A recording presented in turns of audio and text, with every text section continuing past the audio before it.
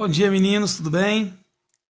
Bom, hoje mais uma aulinha de geografia aí, a gente vai falar um pouquinho sobre as relações de trabalho e poder no meio rural brasileiro, né?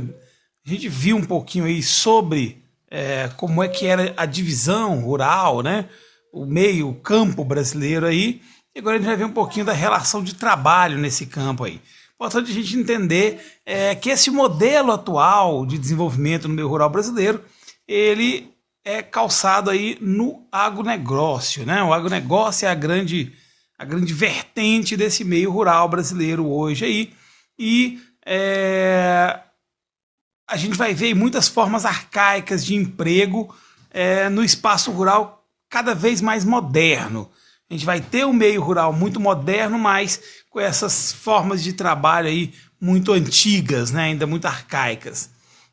A gente vai ver aí duas formas de emprego que a gente vai encontrar, né? A gente vai encontrar os trabalhadores sazonais, que é aqueles trabalhadores que vão estar indo de tempos em tempos atrás daquele trabalho, é um trabalho informal aí, com baixa qualificação, e nós vamos ter aí também os trabalhadores assalariados, já mais qualificados, que seriam aí os agrônomos, os veterinários, os técnicos agropecuários, operadores de máquina, etc, né? Bom, vamos ver então essas relações de trabalho aí, como é que elas começaram. A gente vai começar falando lá em 1963, no Estatuto do Trabalhador Rural, que o presidente João Goulart, né, fez aí nos seus projetos das reformas de base, né? Então instituiu esse Instituto do Trabalhador Rural em 1963. Os trabalhadores no campo teriam os mesmos direitos que os empregados urbanos aí na CLT, né, na carteira da Confederação de Leis Trabalhistas, na carteira de trabalho ali, né, passaria a ter essa carteira de trabalho, sendo que em 1943 Getúlio Vargas tinha implantado já essa CLT para os trabalhadores urbanos. Então, de 43 para 63, a gente vai ver um atraso de 20 anos entre as leis que já tinham para os trabalhadores urbanos chegarem até os trabalhadores rurais. E por que houve essa demora de 20 anos? Por que levar 20 anos para que essas leis cheguem para os trabalhadores? Bom, a primeira delas seria a oposição dos grandes latifundiários aí, que com essas leis trabalhistas teriam um aumento nos gastos com a mão de obra nas suas lavouras, né? Outra questão seria a distância do trabalhador rural desses centros de decisão. A gente vai ver que esse trabalhador rural, por estar distante desses centros, ele não teria a força necessária para pressionar o governo para ter as suas próprias leis. E a última dela é que essa criação das leis trabalhistas ela era voltada para o trabalhador urbano, né? Porque a gente ia ver que o governo estava temendo ali pelos movimentos que eram orientados ali pelo anarquismo, pelo socialismo, e eles tinham muito medo que isso chegasse ao Brasil.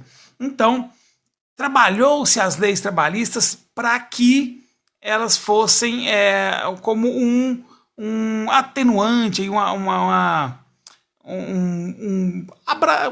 acalmador de águas aí no meio trabalhista brasileiro, para que não acontecessem esses movimentos anarquistas e socialistas que já vinham acontecendo na Europa há muito tempo. Bom, o Estatuto do Trabalhador Rural chegou no momento em que os conflitos sociais começaram a se tornar muita realidade no campo brasileiro, né? A gente ia ver o trabalhador rural aí em muitas revoltas, em muitos conflitos, em muitas reivindicações, em muitas lutas por direitos, né? Principalmente aí a gente vai ver falar sobre as ligas camponesas, né? Isso aí vai aumentar gradativamente o desemprego no campo, o êxodo rural vai começar a acontecer e a mão de obra vai começar a ficar um pouco mais cara nesse período. Bom, haviam brechas no estatuto e uma fiscalização muito baixa na época que acabava fazendo surgir novas formas informais de trabalho. A Constituição defendia algumas leis que para não se explorar o trabalhador rural, e a gente vai ver essas brechas e essa pouca fiscalização fazendo com que outras formas pudessem surgir e se explorar o trabalhador da mesma forma, né? A gente vai ver que essas brechas isso acabou resultando numa diminuição de alguns serviços e no aumento de outros tipos de serviços. Então, por exemplo, os colonos, né? O que eram os colonos? Eram trabalhadores que pagavam uma espécie de aluguel para o proprietário pelo uso da terra. Então ele pagava aquela terra ali com o trabalho dele, né? Isso aí ele ia trabalhar para pagar aquela terra onde ele ia viver, onde ele ia morar, se sustentar, né? Ele tinha um pedaço de terra ali onde ele iria plantar só para sobreviver e ele pagava com o próprio trabalho. Esse tipo de lei acabou sendo proibida, ela não é mais permitida, né? Então ela acabou diminuindo. Não se tem muitos colonos, não tinha, né? Os colonos foram sumindo aos poucos. Aí tem os arrendatários. O que eram os arrendatários? Eram aqueles trabalhadores que pagavam uma espécie de aluguel para o proprietário para que ele pudesse usar a terra.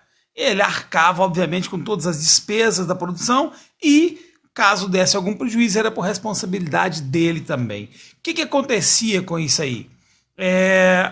Esses arrendatários, aos poucos, também foram diminuindo, né? Não tinham mais essas oportunidades desses arrendatários assumirem terras. Até que hoje em dia a gente encontra alguns arrendatários, mas são casos que vão ficando cada vez mais raros. E a outra forma de trabalho que acabou se diminuindo muito eram os parceiros, né? Que eram aqueles trabalhadores que pagavam ao proprietário pelo uso da terra dele com parte da produção. Então o que acontecia? Eu vou plantar naquele pedaço de terra, metade da plantação é minha, metade é do dono da terra, né? Ficou conhecido também no Brasil como meeiros, né? Esses parceiros aí também eram conhecidos como meeiros. No entanto, a gente vai ter aí o aumento de outras classes, de outros tipos de trabalho, são os casos, por exemplo, dos trabalhadores temporários, né? Ou trabalhadores sazonais, que são conhecidos, que são aqueles trabalhadores que não possuem carteira de trabalho assinada e eles são remunerados por uma tarefa ou por um período de trabalho ali, né? São os famosos boia fria. Você vai contratar ele para a colheita do tomate, você não vai contratar ele para mais que aquilo. Então você vai pagar pela colheita do tomate, por exemplo. Ele vai colher o tomate, terminou, ele vai embora para casa dele, recebe, vai embora para casa dele, né? Esses boia frias aumentaram bastante para fugir justamente dessa CLT, né? E outro tipo aí que começava a acontecer muito eram os escravos por dívida, né? Uma classe que ficou conhecida como escravo por dívida, que era o quê? Era aquele trabalhador que ele era obrigado a exercer uma atividade sem remuneração quando ele adquiria alguma dívida com o proprietário daquela terra, né? Então ele não podia deixar a propriedade enquanto aquela dívida não fosse paga, né? E geralmente esses proprietários aí eles já começavam a aliciar os trabalhadores para que eles se endividassem, né? E aí eles acabariam ficando presos na propriedade ali, na expectativa de um dia eles conseguirem quitar essas dívidas e sair dessa propriedade. Então a gente vai ver aí esse problema acontecendo desse trabalhador temporário que estava lá temporariamente acabar começando a se tornar um escravo, porque ele não conseguia pagar, ele tinha que ficar naquela fazenda, ele tinha que se alimentar, por exemplo. Então ele ia pagar a alimentação. Aí ele tinha que estar, por exemplo, hospedado em algum lugar. Então tinha um quarto que o dono da fazenda cobrava por aquele quarto. E assim ele ia fazendo com que aquele empregado adquirisse novas dívidas. E essas novas dívidas iriam fazer com que ele se tornasse escravo. A gente vai ter um outro tipo aí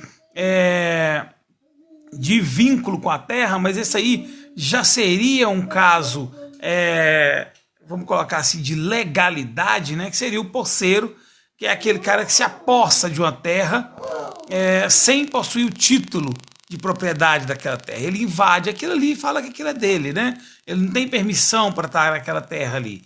E quando esse cara falsifica algum tipo de documento, né, que de forma muito deliberada, que fala que aquele território é dele sem ser, que ele falsificou um documento, ele já passa a ser conhecido como grileiro de terras, né? Então esse tipo aí também acabou diminuindo, mas é uma classe extra, né? Não é uma classe legal. Isso aí já seria na ilegalidade. Bom, a gente vai ter aqui no Brasil uma classe de trabalhadores rurais que ela é imensamente importante para o trabalho rural brasileiro, que é os pequenos proprietários de terra, né, onde eles vão estar envolvidos principalmente na agricultura familiar. Né? Quais são as características dessa agricultura familiar? Primeiro, esses caras eles vão produzir em pequenos ou médios lotes de terra, eles não vão ter grandes lotes de terra. Segunda coisa, esses caras geralmente eles vão produzir hortifrutos granjeiros, mas não necessariamente só hortifrutos granjeiros. Hoje a gente já tem uma gama de proprietários rurais de agricultura familiar voltadas para outros tipos de cultivos. Aí nós vamos ver alguns aqui ainda nessa aula. Mas o detalhe, a mão de obra principal é a mão de obra familiar. Ah, Kleber, então só a família trabalha em agricultura familiar? Não. Esse cara pode até ter trabalhadores para ajudar ele nesse trabalho, para cumprir alguns determinados trabalhos que ele tem para fazer na sua terra. Mas a mão de obra principal é a mão de obra familiar. Né? É o dono da terra mesmo que trabalha na terra. Ele não tem aquela possibilidade de deixar alguém trabalhando para ele e não precisar fazer nada. Ele precisa trabalhar. Né? Essa agricultura é voltada basicamente para subsistência, ou seja, esse cara ele vai trabalhar para sobreviver. Ah, então esse cara não pode fazer para mais nada, Kleber, ele não consegue ganhar dinheiro com nada dessa terra? Consegue. A agricultura familiar, a base dela é a subsistência, mas ela vai ter em cima do que sobrar, né, da sua sobra, ela vai ter a venda desse produto. Obviamente no mercado interno, esse produto ele não chega a abranger um mercado externo, ele não é um produto para exportação, é um produto para atender o mercado interno. Muitas vezes o público da própria terra dele ali mesmo, da própria cidade dele, né, as feiras são geralmente sustentadas por esses agricultores familiares, vamos dizer assim. Então eles vão acabar achando meios aí de vender esse produto também para aumentar a renda de casa e conseguir se sustentar, né? Um detalhe interessante dessa agricultura familiar é que eles ocupam uma área de terra muito menor do que os grandes fazendeiros e são responsáveis pela grande parte da produção de alimentos básicos do brasileiro. Então, mesmo trabalhando num pedaço de terra muito menor, ele consegue atingir uma quantidade de famílias muito maior, ele consegue alimentar uma quantidade de famílias muito maior que os grandes produtores. Outro detalhe, eles empregam a maior parte dos trabalhadores rurais, o que mostra que a grande mecanização do campo, né, das grandes fazendas aí, ela acaba eliminando muitos postos de trabalho. Então a maioria desses postos de trabalho vão estar nessa agricultura familiar. Né? Aquelas commodities, né? Commodities são aqueles produtos que acabam tendo valor monetário, como a soja, por exemplo, é uma commodity, né? Se paga muita dívida com soja.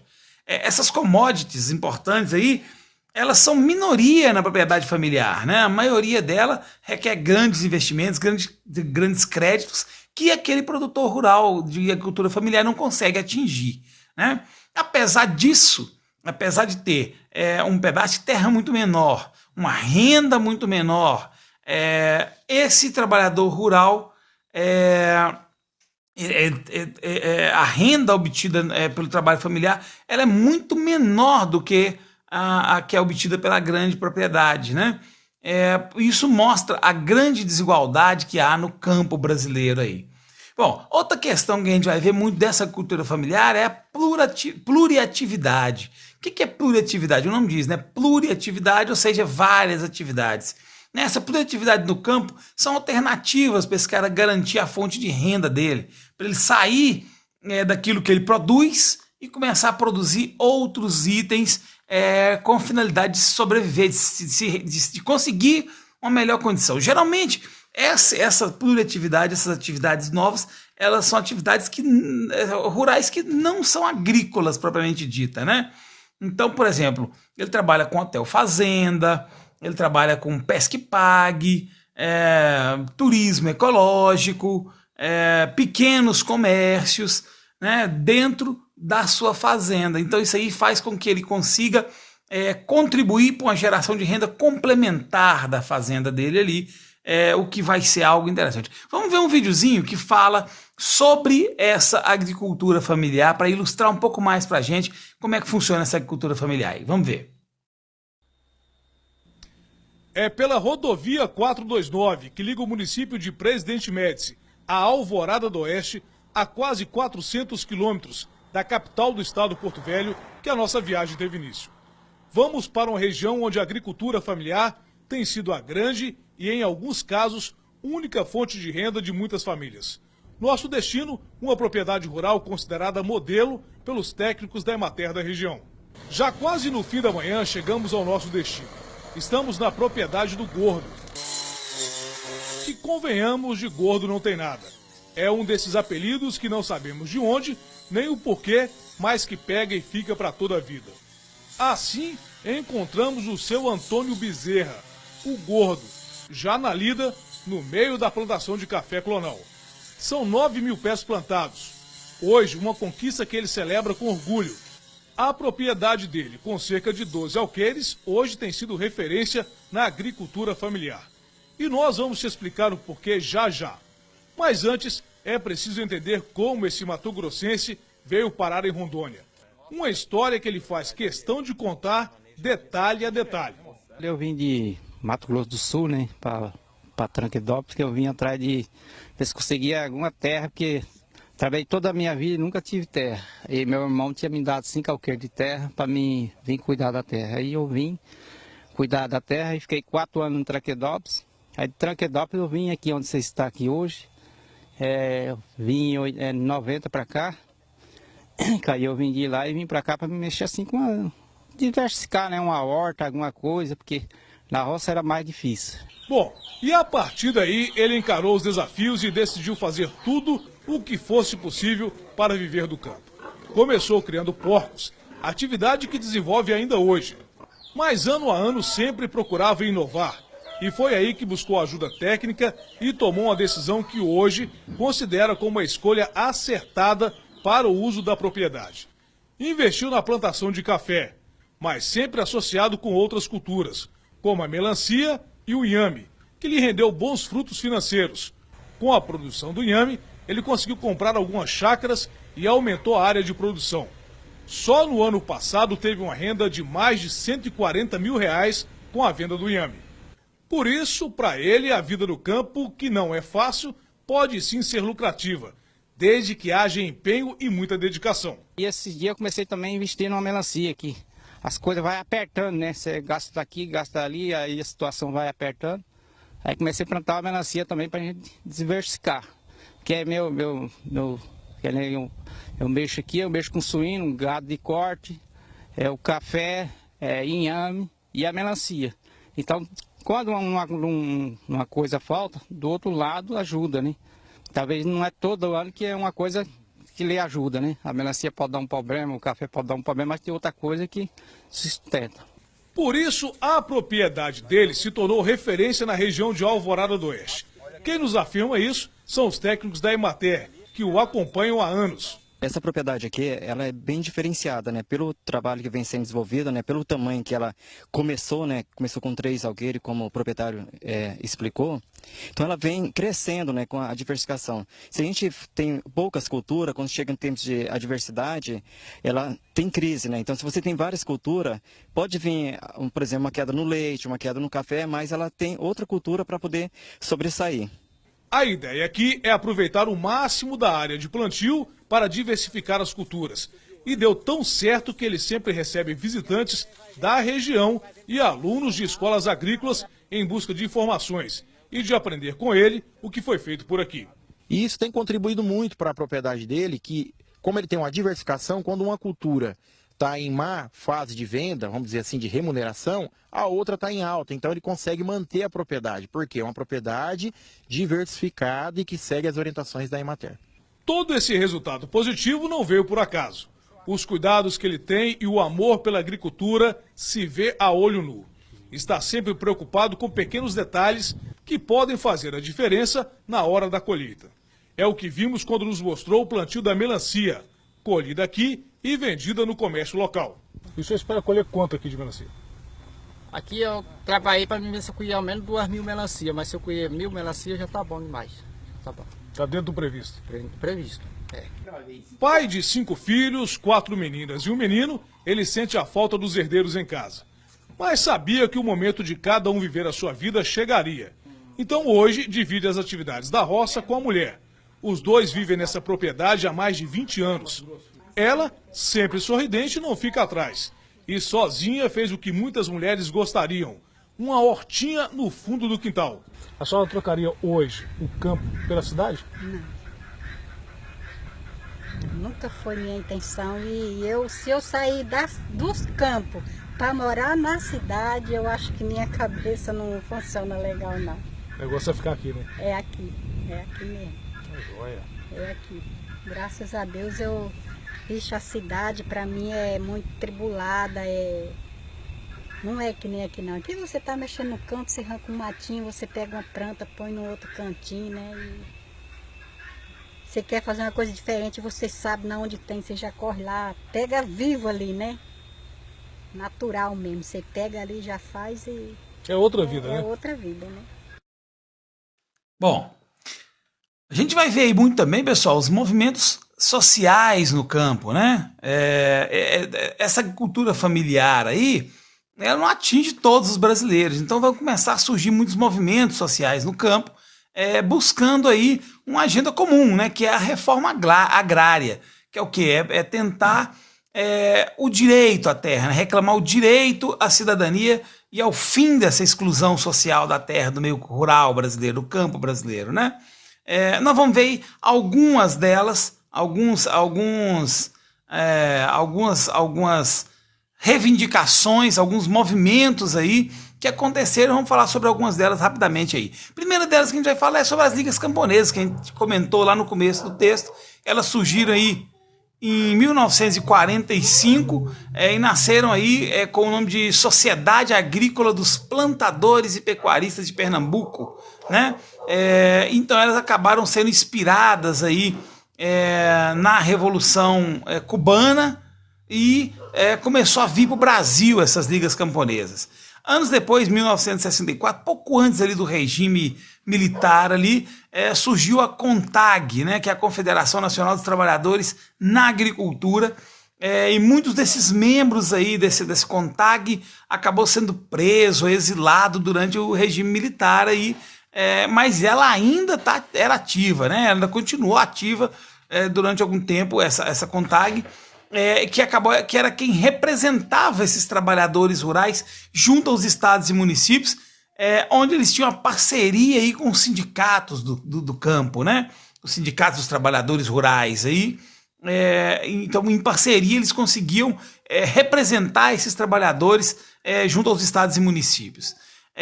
Nós vamos ter, em 1975, e responsável principalmente ali entre os anos 70 e 80 pelas lutas pela terra e pelos direitos dos trabalhadores, aí a Comissão Pastoral da Terra, né, que era reconhecida e tinha um reconhecimento da Conferência Nacional dos Bispos da Igreja Católica, né, por isso eles tinham esse nome de Pastoral da Terra, né? A criação dela estava ligada principalmente àquela Revolução Verde, onde teve uma mecanização grande do campo, onde a gente teve muito desemprego, e a concentração de terra e a ampliação das desigualdades sociais acabou ficando muito destacada.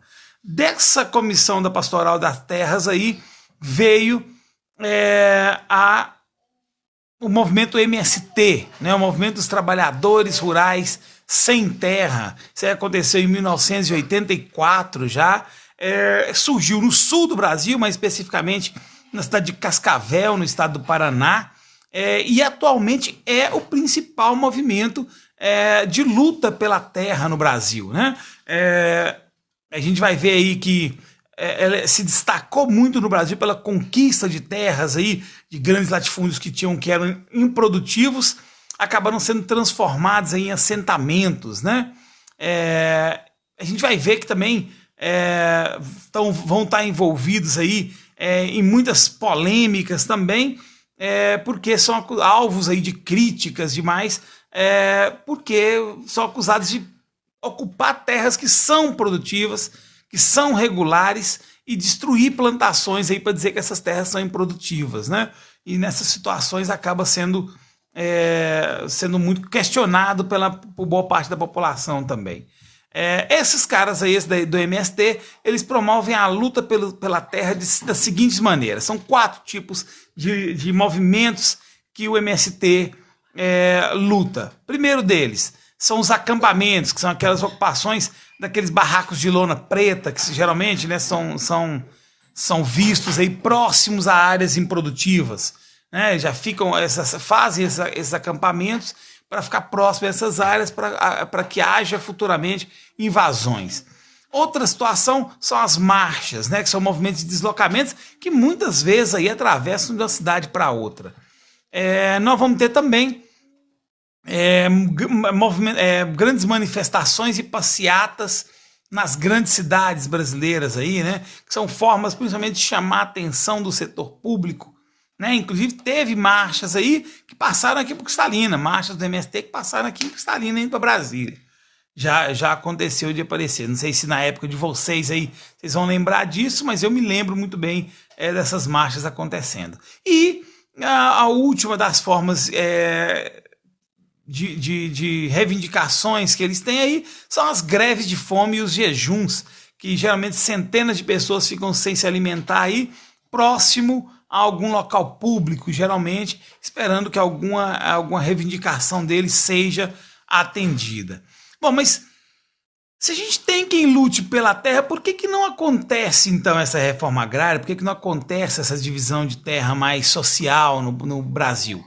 Principalmente porque a gente tem aí, do lado da propriedade de terra no Brasil, grandes oligarquias por trás delas, né? A gente vai ter aí governos que defendem esse grande proprietário de terra, né? E essas áreas do governo, né? Esse poder político que mantém aí essa estrutura desigual no campo é conhecida como bancada ruralista, né? O que é essa bancada ruralista? São deputados federais e senadores que geralmente são produtores rurais ou estão ligados a produtores rurais e que defendem os interesses dos latifúndios e dos empresários do agronegócio. Esses caras geralmente é uma classe política muito bem organizada para defender os direitos da posse da terra e geralmente lutando contra essa reforma agrária, né? Lutam contra ela e contra essa atuação desses movimentos sociais, tá? Uma das recentes atuações, das mais recentes atuações dessa bancada ruralista no Brasil foi em 2012, quando teve o novo Código Florestal, né? Esse projeto, vocês terem a ideia do novo Código Florestal, ele foi apresentado para a Câmara em 1999 e só foi concluído 12 anos depois, em 2012. Né? Esse novo Código Florestal, ele acabou trazendo uma série de alterações da proposta original, onde começava a se beneficiar os produtores rurais aí, né? Se flexibilizava muito, começou a se flexibilizar muito as leis ambientais para atender esses produtores rurais, né? E acaba se aproximando muito dos interesses desses ruralistas aí. Eu vou deixar essa aula, vamos encerrar essa aula, vou deixar vocês façam as atividades no final do módulo aí, e eu vou deixar um videozinho sobre a questão do turismo rural, né? Do que a gente comentou aí sobre a pluriatividade, né? Um pouquinho do que acontece no meio rural. Aí a gente encerra essa aula com esse vídeo sobre o turismo rural para ilustrar para vocês um pouco melhor sobre o que a gente está falando, beleza? Meninos, beijão para vocês. Até a próxima aula. Fiquem com Deus. Valeu, hein? Santa Catarina é pioneira no turismo rural. Em todas as regiões do estado, a gente encontra inúmeras opções de lazer, hospedagem e boa gastronomia. É o campo mostrando toda a beleza e qualidade de vida. Para as famílias de agricultores, o turismo veio para agregar mais renda à propriedade rural. Nós vamos conhecer um exemplo no município de Rio Negrinho, Planalto Norte.